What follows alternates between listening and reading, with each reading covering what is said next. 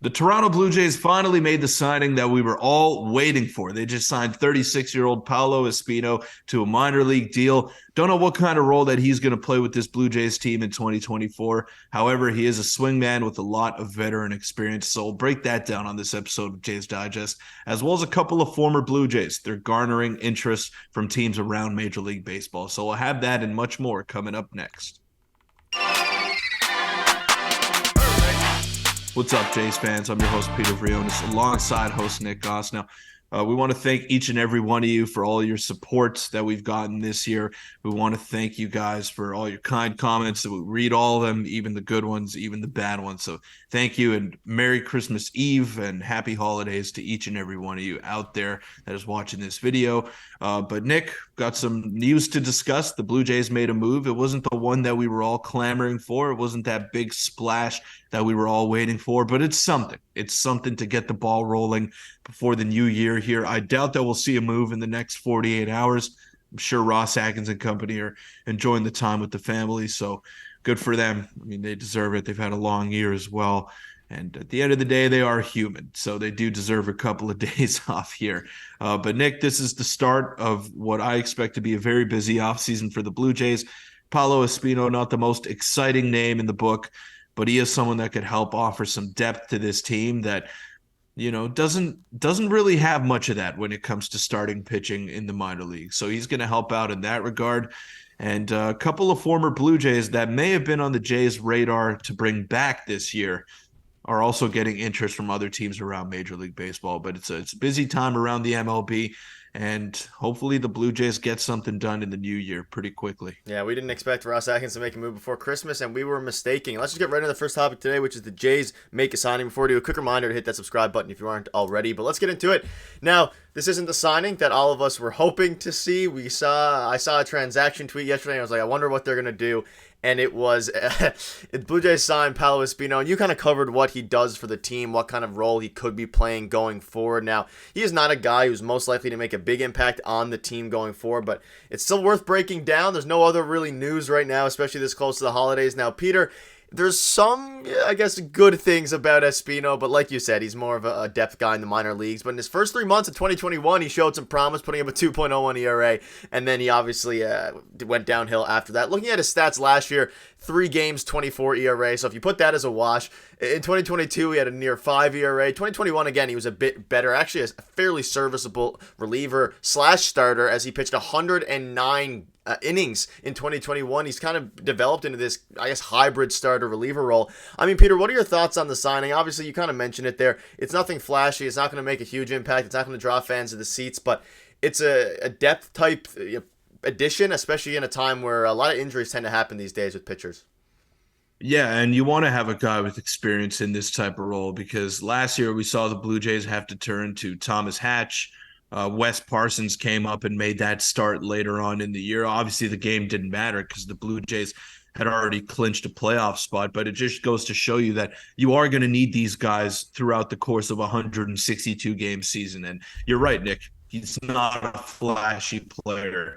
He won't blow you away on the radar gun, but it is someone that's going to help out this team and give them a little bit of relief when they do need it the most. So I'm good with this kind of signing. Obviously, let's hope that he doesn't have to pitch too much, but he's someone that could come in and offer some relief for whenever there's some injuries or whenever there's some guys that are just ailing with something and have to miss a start. So it's a good signing in that regard. I'm sure it's not going to be the headliner of the offseason for the Blue Jays, but it helps for sure. Yeah, you can't really go wrong with a signing like this. He's not going to make a lot of money. He's going to pitch in the minor leagues for the most part. And again, like you said, we've seen it. It used to be kind of Casey Lawrence as this role. Maybe he's replacing Casey Lawrence in the previous years, or just getting called up eventually to make some starts. Maybe he'll make a spot start later in the year. Maybe he'll be, again, we have Bowden Francis, we have a bunch of other guys, but ultimately it was a signing that is not going to make headlines. But I think you can't really be mad at it unless you take the visual of maybe Ross Atkins should be making bigger moves. Or maybe this is the patented Ross Atkins small move before the big move this offseason. Who knows? Maybe he makes one after Christmas, but I don't know. It's an interesting thought. And any other quick thoughts on this before we wrap up? Again, not a huge move, but definitely worth talking about to some degree. Yeah, I'm just looking at his stats here in 2022, and he went 0-9. I mean, that's kind of unlucky. So let's hope he could turn that around. He wasn't on a very good Nationals team, so we'll give him the benefit of the doubt in that regard. But let's see what he can do. I mean, you never know. He's 36-year-old. He's kind of a journeyman. Maybe he has a breakout year. We've seen it before. We've seen it before. And when I mean breakout year, I mean someone that you can send out there every now and then, and you know that he's going to get some outs for you. Like Jay Jackson. Jay Jackson was that kind of guy for the Blue Jays last season. Obviously has better stuff than Paolo Espino, but it's not out of the realm that we could see similar type of output when given the opportunity. Yeah, obviously not super exciting, but let us know. Maybe he will have a Jay Jackson type season for the Blue Jays, which would be asking a whole lot. But let's get into a couple things now. We have a bit of a Chapman update. We have a Teoscar Hernandez update as well, as both of those guys are garnering interest around the league. There's varying reports from varying reporters, whether they're truthful or not. It's up to you all to believe. But I'm going to start with this. This is from a couple days ago, Ben Nicholson-Smith. It basically talks about how Chapman is the best fit, could be the best fit among Scott Boras' clients for the Blue Jays. And then it also talks about some potential trade candidates. And then this dropped yesterday.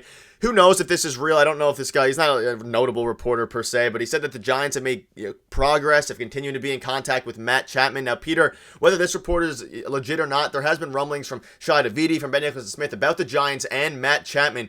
If they do or end up being close to a deal, we haven't really spoken about this in depth here. Do you want Matt Chapman back, or are you fine with letting him walk and letting the young guys play? We've obviously spoken about it a little bit, but maybe he won't be a Blue Jay after all coming next year. Well, look, it depends. It all depends, because he's probably going to ask for 5 or 6 years, and I don't know how comfortable I'd be giving him that. Yeah. Not because I don't think he's a good player. I think he's solid. I think he definitely helps his Blue Jays team out more than he hurts them. But I look at a guy like Aroldis Martinez. He's not too far away from the big leagues. And when you're signing a third baseman on the wrong side of 30 for 5+ years, you're kind of blocking the way for Aroldis Martinez to come and make an impact. I think he's going to be a very good player. I think he's got 30, 35 home run potential in the big leagues. And I want to see that come to fruition. I want to see him be in the lineup every day when he is ready. But the problem is, for me, he's not ready yet.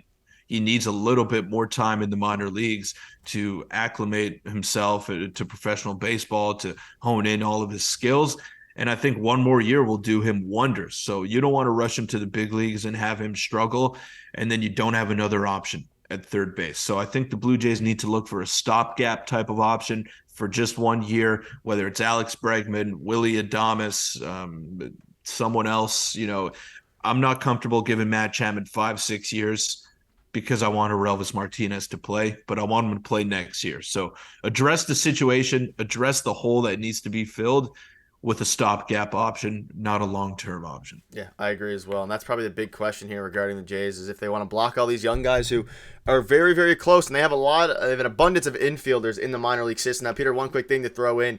This is saying that the Red Sox interest in Teoscar Hernandez is real and serious, and they plan to get a deal done. Obviously, the Jays weren't really, we heard some rumblings about it at the trade deadline about them potentially getting a reunion with Teoscar Hernandez. Do you have any thoughts that potentially, and looking like Teoscar might be returning to the AL East just in a Boston Red Sox uniform, unfortunately? Obviously, the former slugger, he was great for the Blue Jays. We got that trade for Eric Swanson and Adam Macko. The trade aged well for, I guess, both sides would agree, but specifically the Blue Jays. I think they're happy with that trade. Maybe they're not too happy seeing him potentially go back to the AL East, though. Yeah, Teoscar is a great player, and I got a soft spot for him in my heart. I think, he struggled a little bit at times last season with the Seattle Mariners, but he's someone that I wanted back badly at the trade deadline, because that's what the Blue Jays needed. They shipped him out for Eric Swanson. I have no complaints, because Eric Swanson's going to be on the Jays for at least the next 3 years, and he was unbelievable in that setup role before kind of hitting a bit of a brick wall there towards the end of the season. So I love Eric Swanson as a player. I'm very happy he's a Blue Jay. But you traded a big-time power bat for a reliever, and usually that's frowned upon, but it was 1 year of a power bat as opposed to 4 years for a reliever who's a very good reliever at that. So I was good with the trade, but you could tell that they were missing a little bit of potency in that lineup, and they needed that bit of oomph in the middle. They needed that guy to go out there and hit some home runs for them, and they just didn't have it. And Teoscar Hernandez would have been that guy. So I'd be in on a reunion. Don't know how much money he's going to want. Similar to Matt Chapman, maybe not that same amount of money, but he's going to want 3, 4, maybe 5 years. and kind of see out the rest of his career wherever his next contract takes him. So I'd be in on Teoscar Hernandez for the right price and for the right amount of term. But 4 or 5 years, I wouldn't be too interested. Yeah, and I think the Red Sox are probably in a more pressing position to get a guy like this than the Blue Jays might be. Even though the Jays definitely desperately need a player of his ilk to a degree, but I think they're going to explore the other markets. But that'll wrap up the video. Enjoy your holidays. Hopefully you're all enjoying the videos, and hopefully the Jays come back and make some moves very, very soon. But yeah, enjoy the video, and thank you guys for watching. We'll see you tomorrow or the next day, depending.